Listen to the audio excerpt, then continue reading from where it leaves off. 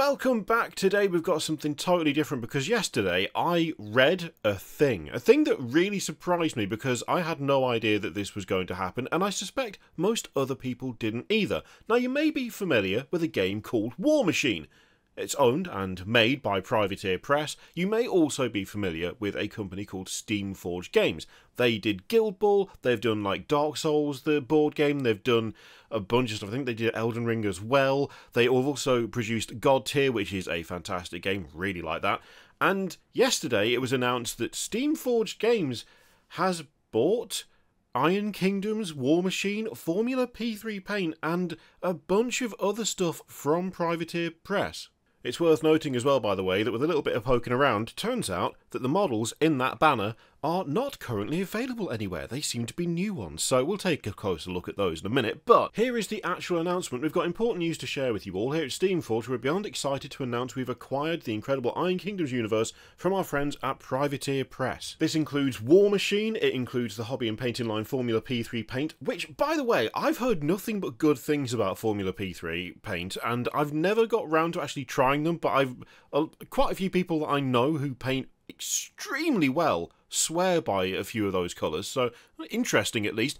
And the Iron Kingdoms role-playing series, many more titles. Here's the whole lot of what they've got off Privateer Press, which I'm now wondering how much of Privateer Press is left, or how many IPs they have left. What do they still have going on? Because I mean, this looks like their biggest things are now Steamforged. So you've got Warmachine, you've got Formula P3, you've got Iron Kingdoms, Riot Quest, Warcaster, Mini Crate, Hordes, Company of Iron, the Undercity. There's so much stuff there that is now shifted over. The thing that's really interesting about this, though, is the fact that whilst Steamforged Games have acquired all of this stuff from Privateer Press, they're not doing all of the development work and stuff on those IPs themselves. Instead, Privateer Press is still going to be kind of doing the whole Warmachine thing, but Steamforged Games is also doing stuff, and it's such a weird and interesting way of doing things. So, as they say here, now as we step into this new chapter,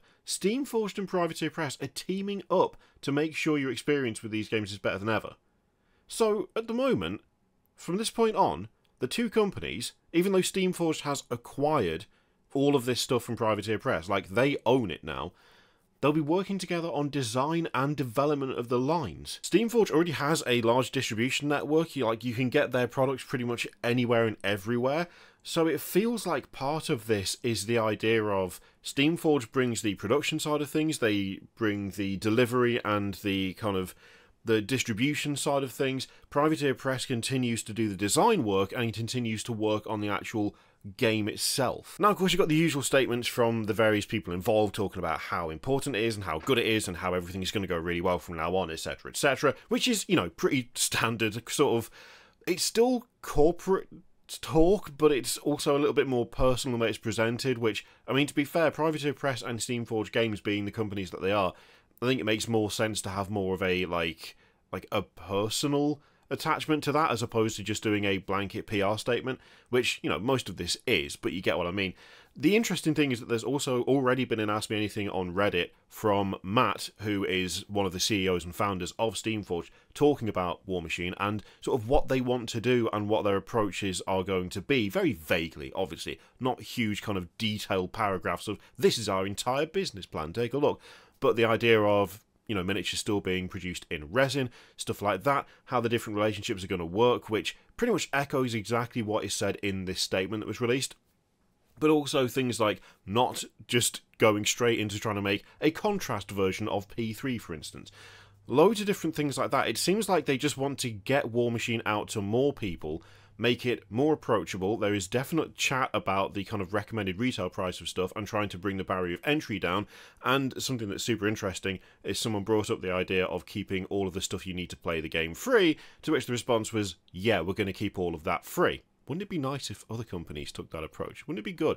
Anyway, the thing that I'm finding most interesting about this, as someone who has seen Warmachine here and there but never actually got into it, it was just never popular where I am. No one played it, no one stocked it. You couldn't buy it from a local gaming store around here.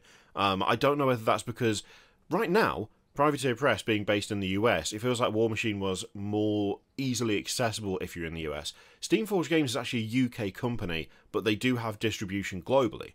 So in that respect, it feels like there is potential for growth for Warmachine already, because they are owned by a company who had already got like those distribution links already set up. They already have partners for sending stuff anywhere and everywhere, which that by itself could be an injection of life into Warmachine.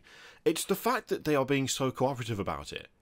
I feel like for most of the time when you read about acquisitions, when you read about one company buying the rights to something else from another, generally speaking, they buy the thing, then they make the thing, or they scrap the thing, or they, you know, farm the thing out for, you know, other mediums. Whereas this time round, it looks like the two companies have basically come together. One has bought the IP off the other, but they are working together to continue like developing and improving that IP and making sure that it's still accessible and still possible to get, and they're actually doing it as like two different companies, one of which used to own it, now doesn't. The other one does own it, but they're having the people who made it originally still make it. It's an interesting and, I think it's fair to say, quite different approach. I have to admit, I'm curious as to whether that is going to be a super, like, long-standing agreement. Like, it doesn't say how long they're going to be doing this kind of partnership for. Is it going to be a case of, you know, the next edition of Warmachine, for instance, is going to be solely made by Steamforged Games?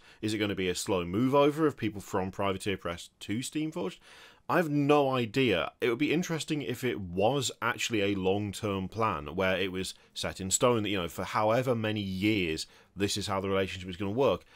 But that's probably something to keep an eye on, right? And with all of this stuff gone, I think another question is, what is the future of Privateer Press? Like, is it like almost a subcontractor sort of deal now where they're not going to be making all that much stuff themselves, but they are going to be making the stuff that they sold to Steamforged Games? It's super interesting to me, and I'm kind of approaching it, obviously, from the perspective of someone who is outside of that ecosystem, right? So I've got Steamforged Games stuff. I have quite a few of their things over there. A whole bunch of God tier stuff, like, piled up. All of it painted, I'll have you know. Not that that really matters, but it is. So there. It's not a part of the pile of shame. I've done something with it. You can't tell me off of that. Steamforged, I've had good experiences with, and I mean, I did the God Tier event with them, and that was really fun. There shouldn't have been a cut there, but I sneezed mid-sentence, mid-word, actually. It was quite bad. So, I'm curious as to what you think. If you play Warmachine, if you've already been involved in this whole thing, like if you are part of that community, I'm super curious to see what you think about this, and whether you think it's a good thing, a bad thing, whether it's come out of nowhere, whether it's something you kind of have expected to happen, because from the outside looking in, it's an interesting arrangement. It's quite a big acquisition in some ways, but the relationship that is still going on after said acquisition is, I don't know, it feels significant, you know? And it feels like something that could actually be very beneficial to that game, but I don't play it. The opportunity to play it has never arisen. Whereas if you have, I'd be really interested to know what you think. Now, we can't say all of that without actually looking at some miniatures. Admittedly, some of this is a little bit blurry, intentionally so. It's staged in such a way that you can't fully see the warjacks in the background. One of the things that has always bugged me in a way about the fact that no one I know playing this game, or being like particularly interested in it, or even it being that available, is it's such a good aesthetic. It's so good. It's peak. It's so like, what is the phrase? Is it diesel punk? Is that or is that too like? Is it not quite that? I'm not really sure how to properly describe it. There'll be a word for it that I probably do know but have forgotten in the moment. But I've always loved the look of especially the warjacks. The warjacks, they feel unique. They feel like their own thing. There's nothing quite like them, and it's very much my sort of thing. But I've just never had the opportunity to get into it. But yeah, I'm really liking the look of the detail on these. They look fantastic. They look really, really good. And you know, if there is more availability, if things are in stock more, cost a little bit less, and are actually available, you know, everywhere. I did once buy a single warjack, but it was an older metal one. It was an absolute nightmare to put together, and I feel like the design of them has changed over the years. I've kind of dipped in and out of looking at different models from that range, like from that game. And it does feel like the newer ones are more complex, more interesting to look at, but still retain a lot of the old stylings, just not quite as plain. I mean, if they're going to make these more readily available in more places, and the plan is to try and make it a bit easier to get into, price-wise, then surely that can only be good, right? Anyway, that's enough rambling. Let me know what you think in the comments down below. If you are a Warmachine player, if you are like heavily invested in the Privateer press side of things, if you've had like positive or negative experiences with either, like how do you feel about this? Do you reckon it's a good thing? Do you reckon it's going to lead to something like impressive, something like that really revitalizes things, or the alternative? What is the alternative? That it kind of fades? That it becomes a bit more obscure again? I don't know. Let me know in the comments down below. Thank you very much for watching, and I'll see you for the next one.